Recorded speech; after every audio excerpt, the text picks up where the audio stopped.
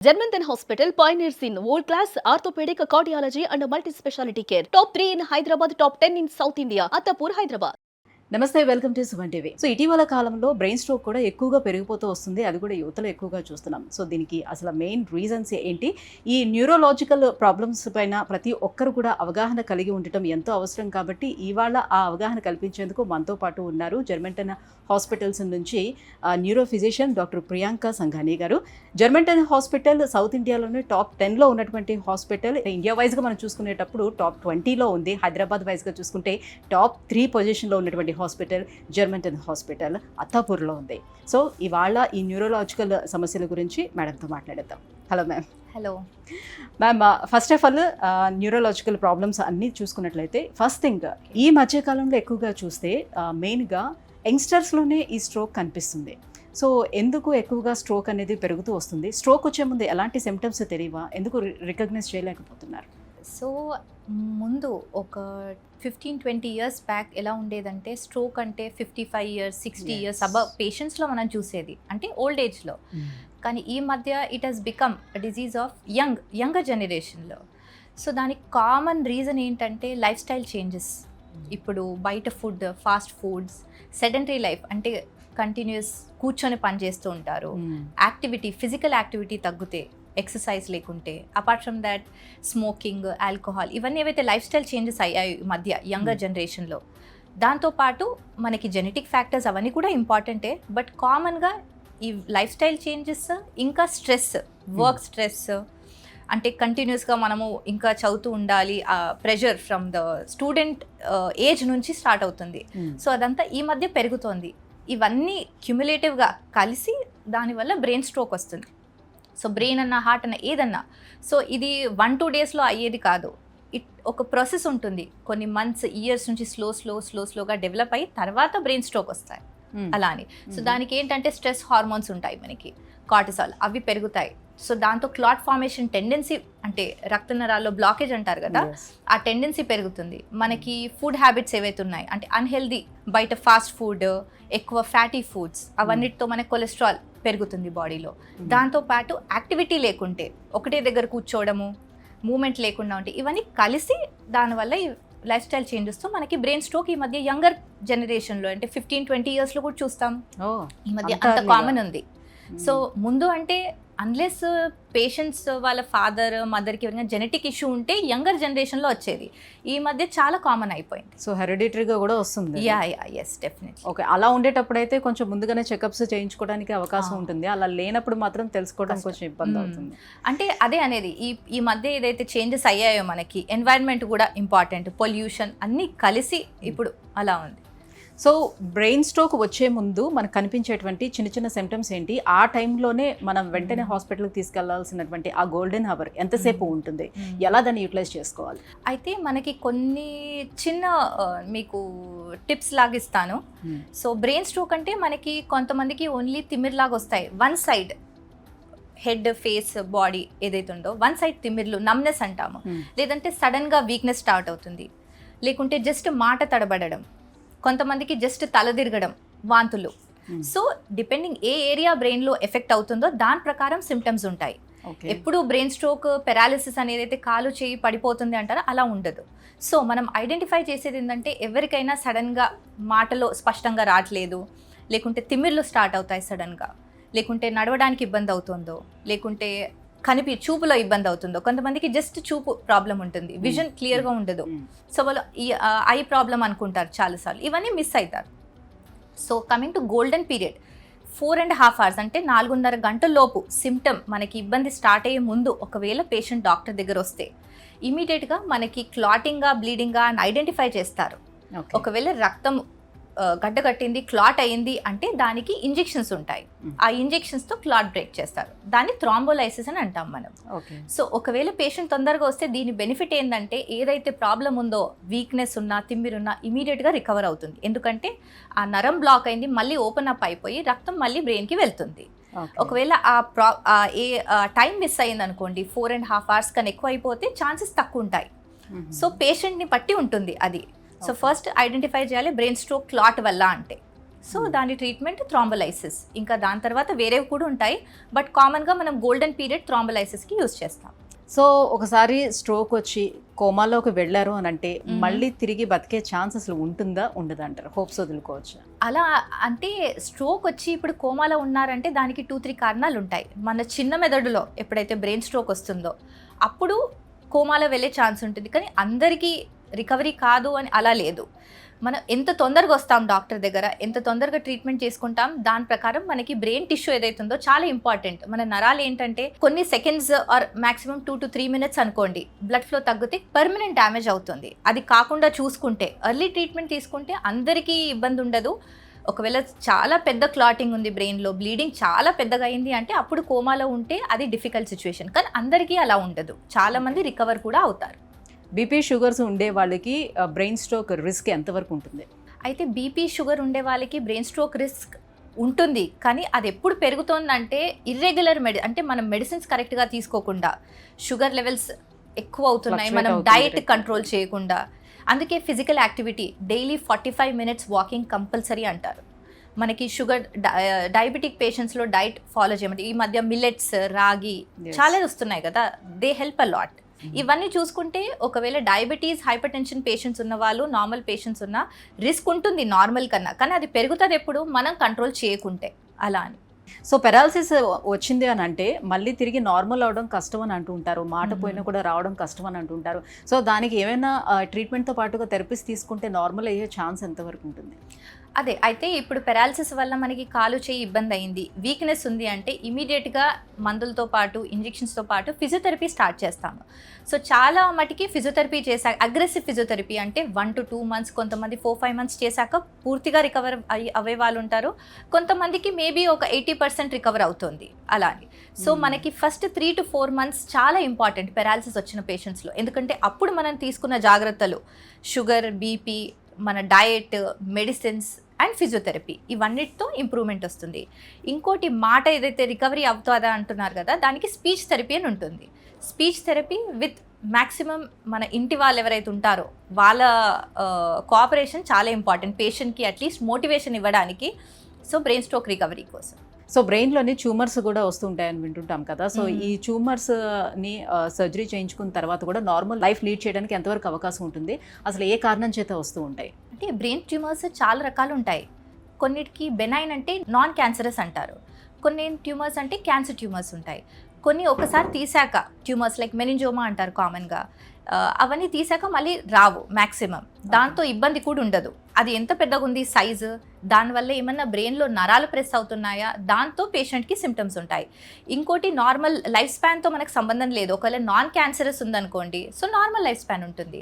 ఒకవేళ cancer tumour ఉంది, అది ఎంత సివియర్ ఉంది, ఏ గ్రేడ్లో ఉంది, దాని ప్రకారం మనం ఐడెంటిఫై చేసి అప్పుడు లైఫ్ ఎక్స్పెక్టెన్సీ ఇస్తారు. లేదంటే అన్ని ట్యూమర్స్కి లైఫ్ ఎక్స్పెక్టెన్సీ తక్కువ ఉంటుంది అంటే కాదు. Yeah, coming to fits. So fits అనేది కూడా చిన్నపిల్లల్లోనే ఎక్కువగా చూస్తామా, పెద్ద అయిన తర్వాత అంటే మధ్యలోంచి కూడా రావడానికి ఛాన్స్ ఉంటుందా? సో అలా వస్తే ఒకవేళ ఏ రీజన్స్తో రావచ్చు? అయితే ఫిట్స్ అంటే నార్మల్గా సీజర్స్ అని అంటాం మెడికల్ టర్మ్లో. చిన్న పిల్లల్లో అంటే కామన్గా 6 months నుంచి 6 years ఏజ్ మధ్యలో వచ్చేది ఫెబ్రైల్ సీజర్స్ అంటాం, అంటే జ్వరంలో వచ్చేటివి.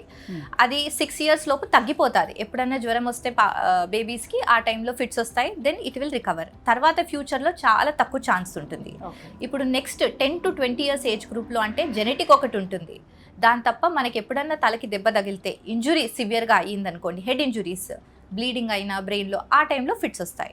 సో అలాంటి వాళ్ళకి మందులు ఒక 2 years 5 years అలా ఇస్తాం. కానీ ఒకవేళ చిన్నప్పటి నుంచే ఫిట్స్ వస్తున్నాయి, మనకి ఆక్సిజన్ అందలేదు, బేబీ పుట్టాక, పిల్లలు పుట్టాక ఆక్సిజన్ అందకుంటే బ్రెయిన్ డ్యామేజ్ అవుతుంది. డెలివరీ, పోస్ట్ డెలివరీ, అందుకే బేబీ క్రై ఇంపార్టెంట్ అంటారు కదా, ఏడవాలి. ఏడవలేదంటే మనకి ఆక్సిజన్ అందదు, అప్పుడు ఫిట్స్ వచ్చే ఛాన్స్ చాలా ఉంటుంది. వాళ్ళకి లైఫ్ లాంగ్ ఉంటుంది, ఎందుకంటే వాళ్ళకి డెవలప్మెంట్ కూడా స్లో ఉంటుంది. సో ఏజ్ ప్రకారం చూస్తే కొన్ని ఫిట్స్ నార్మల్గా 2 years వరకు ట్రీట్మెంట్ ఇచ్చి, అలాంటి టైంలోనే ఆటిజం లాంటిది డెవలప్ అయ్యే ఛాన్సెస్ వాళ్ళలో కనిపిస్తుందా ఆ పిల్లల్లో? అలా కూడా ఉండొచ్చు. ఆటిజంతో పాటు ఫిట్స్ ఉంటాయి, కానీ అందరి ఫిట్స్ పేషెంట్స్లో ఆటిజం ఉండదు. ఓకే. సో ఆటిజం అంటే different kind of neuro disorder. అంటే దానికి స్పెసిఫిక్గా వీళ్ళకే వస్తుంది, వీళ్ళు రిస్క్ ఫ్యాక్టర్స్ అని కాదు, కానీ కొన్ని మెటర్నల్ ఏజ్ అవన్నీ ఉంటాయి. ఇప్పుడు ఈ మధ్య ఉంది హయ్యర్ మెటర్నల్ ఏజ్ అంటే ఆటిజం ఎక్కువ ఉంటుంది ఆ బేబీస్లో అంటారు. సో ఎస్, బట్ కంబైన్డ్ ఉంటుంది ఫిట్స్తో చాలా మందికి. సో అలానే ఫిట్స్ ఉండేటప్పుడు మెయిన్గా అమ్మాయిల్లో ఆడపిల్లల్లోని ఫిట్స్ కనుక ఉంటే వాళ్ళకి చాలా భయాలు ఉంటాయి, పేరెంట్స్ కూడా చాలా భయాలు ఉంటాయి, యు నో దట్. సో అందరూ వచ్చి అడుగుతూ ఉండొచ్చు కూడా, వాళ్ళకి మ్యారేజ్ చెయ్యొచ్చా చేయకూడదా, మళ్ళీ పిల్లలకు కూడా వస్తుందా, ఈవెన్ డెలివరీ టైంలో ఏమైనా ఇష్యూస్ ఉంటాయా, ప్రెగ్నెన్సీ రిలేటెడ్ ఇష్యూస్ ఏమైనా వస్తాయా అని. సో ప్రెగ్నెన్సీతో ఉండేటప్పుడు కూడా వాళ్ళ ఆ ఫిట్స్కి సంబంధించినటువంటి మెడిసిన్స్ తీసుకోవచ్చా లేదా అని. ఓకే, అయితే ఇప్పుడు ఫీమేల్స్లో ఫిట్స్ ఉన్నాయనుకోండి, ఫస్ట్ థింగ్ మ్యారేజ్ అవన్నిటికీ ఏం ఇష్యూ ఉండదు. ఇంకోటి వాళ్ళ పిల్లల్లో వస్తుందా అంటే అలా ఏం లేదు. ఇంకోటి ప్రెగ్నెన్సీ టైంలో కూడా ఫిట్స్ మెడిసిన్స్ మేము ఇస్తాము, డెలివరీ అయ్యే వరకు కూడా ఇస్తాము. క్లోజ్ మానిటరింగ్ చేస్తూ ఉంటాము. స్కాన్స్ ఏవైతే చేస్తారో ఫస్ట్ 3 months మనకి డెవలప్మెంట్ ఉంటుంది బ్రెయిన్ది, బేబీస్ది. సో ఆ టైంలో కేర్ఫుల్ మానిటరింగ్ చేస్తూ ఫిట్స్ మెడిసిన్స్ ఇవ్వచ్చు, దాంతో ఏమీ ప్రాబ్లం ఉండదు. ఓకే, తర్వాత పోస్ట్ డెలివరీ కూడా ఫిట్స్ మెడిసిన్స్ కంటిన్యూ చేద్దాం, దాంతో ఇబ్బంది ఏమి ఉండదు. They can lead a normal life. మళ్ళీ వాళ్ళ నుంచి మళ్ళీ పిల్లలకి ఏమైనా వచ్చే ఛాన్స్ ఏమైనా ఉంటుందా? అది చాలా రేర్గా ఉంటుంది, అన్లెస్ జెనెటిక్ ప్రాబ్లం ఉంటేనే, లేదంటే మనం అనలేము బేబీస్కి వస్తుందని. అదే నేను అనేది, ఇప్పుడు ఒకవేళ పాప ఏడలేదు ఇమీడియట్లీ పుట్టాక, అప్పుడు ఆక్సిజన్ తగ్గితే ఆ రీజన్తో ఫిట్స్ వస్తాయి, కానీ మదర్కి ఉంది బేబీ కంటే తక్కువ ఛాన్సెస్ లేదు. ఓకే, సో ఫిట్స్ వచ్చేటప్పుడు జనరల్గా చేసేటువంటి మిస్టేక్స్ చూస్తే చాలామంది ఏదైనా ఇనుముకి సంబంధించినటువంటిది చేతిలో పెట్టాలి, లేకపోతే స్పూన్స్ అలాంటివి తీసుకెళ్ళి నోట్లో పెట్టడం, లేకపోతే వాటర్ తాగించడం లాంటివి చేస్తారు. సో యాక్చువల్లీ ఫిట్స్ వచ్చేటప్పుడు ఎలాంటి కేర్ తీసుకోవాలి దగ్గర ఉండేటువంటి పర్సన్స్? ఓకే, అయితే ఫిట్స్ వచ్చేప్పుడు ఫస్ట్ థింగ్ ఏం చేయాలంటే, పక్కన ఏమైనా వస్తువులు ఉన్నాయనుకోండి నియర్ బై, అవన్నీ దూరం చేయాలి. ఎనీథింగ్ ఆబ్జెక్ట్స్, దాంతో ఇంజురీ అవుతుంది. సో ఇంకోటి, పేషెంట్ ఎప్పుడైతే ఫిట్స్ వస్తారో పేషెంట్కి సైడ్లో పడుకోబెట్టాలి. సో దట్ జనరలీ ఫిట్స్ వచ్చినప్పుడు నురుగు వస్తుంది, సో అది లోపల లంగ్స్లో వెళ్ళి ఇన్ఫెక్షన్ రావద్దు అంటే ఫ్లాట్గా ఉండకుండా సైడ్కి టర్న్ అవ్వాలి. అండ్ చేతులు కాళ్ళు కొంచెం పట్టుకోవాలి. మన కీస్ అవన్నీ ఇస్తారు, అవన్నీ ఏం చేయకూడదు. ఇమీడియట్గా యాజ్ సూన్ యాజ్ పాసిబుల్ అప్పుడు హాస్పిటల్ తీసుకెళ్ళచ్చు. అలా నోట్లో ఏది కూడా మనము వస్తువు అలా పెట్టద్దు, అండ్ సైడ్ ట్విస్ట్ టర్న్ చేసి పెడితే బాడీని, దట్ ఈస్ ఈజీ. సో ఇలాంటి వాళ్ళు కంప్లీట్గా డ్రైవింగ్ అలాంటి వాటికి దూరంగా ఉండాల్సిన అవసరం ఉంటుందంటారు? అంటే డెఫినెట్లీ సీజర్ ఫిట్స్ వచ్చిన పేషెంట్స్లో స్విమ్మింగ్ అవన్నీ ఎవరికైతే చాలా ఎక్కువ వస్తుందో వాళ్ళకి ఇనీషియల్గా అయితే మేము స్విమ్మింగ్, డ్రైవింగ్ అవన్నీ అవాయిడ్ చేయమనే చెప్తాము స్టార్టింగ్ స్టేజ్లో. తర్వాత ఒక స్టేజ్ వచ్చాక ఫిట్స్ 6-8 months వరకు రాలేదు అంటే అప్పుడు స్లోగా వాళ్ళు నార్మల్ యాక్టివిటీస్ చేసుకోవచ్చు, కానీ ఎప్పుడన్నా కేర్ఫుల్ మానిటరింగ్ ఉండాలి. సో అలానే ఇప్పుడు హెడ్ఏక్స్ మ్యామ్, సో చాలా మందిలోనే హెడ్ఏక్స్ చూస్తున్నాం. హెడ్ఏక్స్ కూడా చాలా రకాలుగా ఉంటుంది, అండ్ ఇటీవల కాలంలో మైగ్రేన్ హెడ్ఏక్ చాలా ఎక్కువగా పెరిగిపోతూ వస్తుంది. సో ఈ మైగ్రేన్ హెడ్ఏక్కి మెయిన్ రీజన్స్ ఏముంటాయి? దాన్ని తగ్గించుకోవడానికి వన్స్ స్టార్ట్ అయింది అని అంటే అసలు తగ్గడానికి సాధ్యం అవుతుందా? అయితే migraine headache common type of headache, almost చాలా పేషెంట్స్ వస్తూ ఉంటారు. సో దానికి ఏజ్ గ్రూప్ మనకి 15 to 25 years అనుకోండి, అప్ టు 30 years కూడా వెళ్తున్నాం. 30-35 ఏజ్లో అన్న రావచ్చు అనుకోండి. దానికి కొన్ని ట్రిగర్స్ అంటారు. ట్రిగర్స్ అంటే కారణాలు, దాంతో పెరుగుతుంది మైగ్రేన్.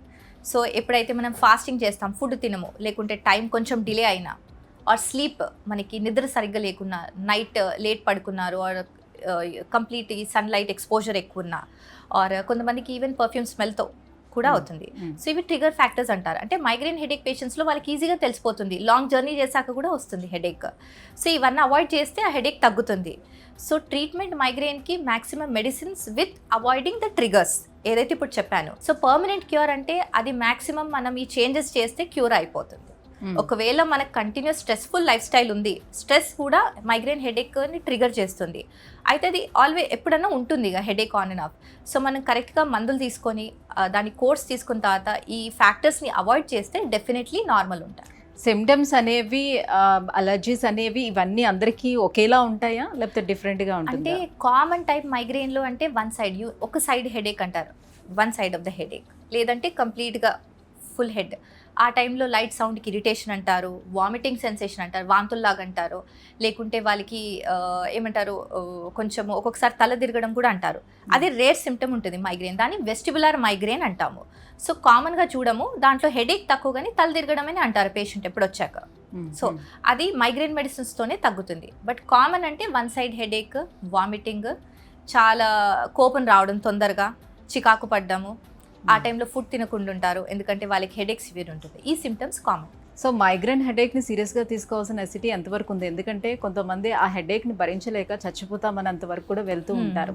సో ఎప్పుడు మనం దాన్ని సీరియస్గా తీసుకోవాలి? సో కంప్లీట్గా మెడిసిన్స్ తోటి అది క్యూర్ చేసుకోవచ్చా, కంట్రోల్ చేసుకోవచ్చా? అయితే మైగ్రేన్ హెడేక్ పేషెంట్స్ ఏం చేస్తారంటే మ్యాక్సిమం మెడికల్ స్టోర్ నుంచి టాబ్లెట్స్ తీసుకుంటారు 1-2 days. అయితే వాళ్ళ బాడీకి ఆ మెడిసిన్స్ అలవాటు అయ్యి అలవాటు. ఫైనలీ ఎప్పుడైతే వాళ్ళు న్యూరాలజిస్ట్ దగ్గర వస్తారో ఆ మెయిన్ టాబ్లెట్స్ పనిచేయవు. సో దానివల్ల కూడా వచ్చే headache medication over use headache అంటాం. సో అప్పుడు అలాంటి పేషెంట్స్కి ఏంటంటే రెసిస్టెంట్, అంటే బాడీ తీసుకోదు ఏ టాబ్లెట్ ఇచ్చినా. సో ఆ టైంలో కొంచెం ఆలోచించి మేము టాబ్లెట్స్ డోజింగ్ లాంగ్ డ్యూరేషన్ ఇస్తాం ఎక్కువసేపు. కానీ ఒకవేళ కరెక్ట్గా ట్రీట్మెంట్ ఫాలో అవుతే సిమ్టమ్ ఫ్రీ ఉంటారు హెడేక్ లేకుండా అంత. కానీ ప్రాబ్లం ఎక్కడ వస్తుందంటే వీళ్ళు మ్యాక్సిమం ఫాలో అవ్వరు ట్రీట్మెంట్. అది బ్రేక్ చేస్తూ ఉంటే కష్టం అవుతుంది. సో కంటిన్యూగా తీసుకుంటే దాన్ని కంట్రోల్లో పెట్టుకోవచ్చు. డెఫినెట్లీ. సో మ్యామ్, డెమెన్షియా విషయానికి వస్తే ఎక్కువగా మనం పెద్దవాళ్ళల్లో చూస్తూ ఉంటాం. ముసలి వాళ్ళు అయిపోయిన తర్వాత డెమెన్షియా అనేది ఆటోమేటిక్గా వాళ్ళకి వస్తూ ఉంటుందని. బట్ ఇంకా ఎర్లీ స్టేజ్లోనే డెమెన్షియా వచ్చిందని అంటే దానికి రీజన్స్ ఏమి ఉండొచ్చండి? అయితే డిమెన్షియా అంటే నార్మల్ మన ఏజింగ్ ప్రాసెస్ ఏదైతే ఉంటుందో దానివల్ల వచ్చే మెమరీ లాస్ డిఫరెంట్. కానీ డిమెన్షియాలో మనకి నరాలు ఏవైతే ఉంటాయో అవి కొంచెము డ్యామేజ్ అవుతుంటాయి, చనిపోతాయి. దానివల్ల మనకి మెమరీ లాస్ స్టార్ట్ అవుతుంది, జ్ఞాపక శక్తి తగ్గుతుంది. కామన్గా 65-70 అంటే ఆల్జైమర్స్ డిజీజ్ అంటారు, కామన్ కాజ్ ఆఫ్ డిమెన్షియా. ఇప్పుడు 40 ఇయర్స్ లోపు కూడా రావచ్చు. దానికి కామన్ కాజ్ అంటే జెనెటిక్ డిజీజెస్, లేకుంటే కొన్ని న్యూరలాజికల్ డిజీజెస్ ఏవైతే న్యూరో డీజనరేటివ్ డిజీజెస్ అంటామో దానికి జనరలీ మనకి చాలా మందికి ట్రీట్మెంట్ ఉండదు. సో ఎప్పుడైతే అది యంగ్ ఆన్సెట్ స్టార్ట్ అవుతుంది అంటే 25, 30, 40 అంటే చాలా స్ట్రాంగ్ ఫ్యామిలీ హిస్టరీ ఉంటుంది వీళ్ళకి. సో ఒకవేళ ఎర్లీ స్టేజ్లో ముందే డిమెన్షియా వస్తుంది 40-50 ఇయర్స్లో అంటే పిల్లల్లో కూడా తొందరగా వచ్చే ఛాన్స్ ఉంటుంది. ఒకవేళ చిన్న ఏజ్లో వస్తుందంటే genetic factor important.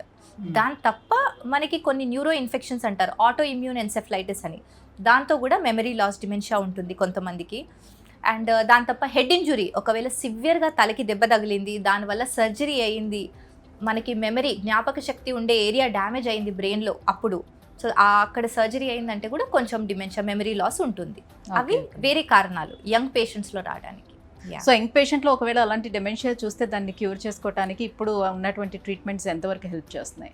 So dementia 2 రకాలు, ఒకటి రివర్సిబుల్, ఇంకోటి రివర్సిబుల్. అంటే కొన్ని రివర్స్ చేయొచ్చు. ఇప్పుడు పేషెంట్కి తలకి దెబ్బ తగిలింది, దానివల్ల బ్లీడింగ్ అయ్యింది, దానివల్ల కూడా మెమరీ లాస్ వస్తుంది. సో దాని సర్జరీ చేస్తే వాళ్ళు రికవర్ అవుతారు. సో డిమెన్షియా నార్మల్ అయిపోతుంది.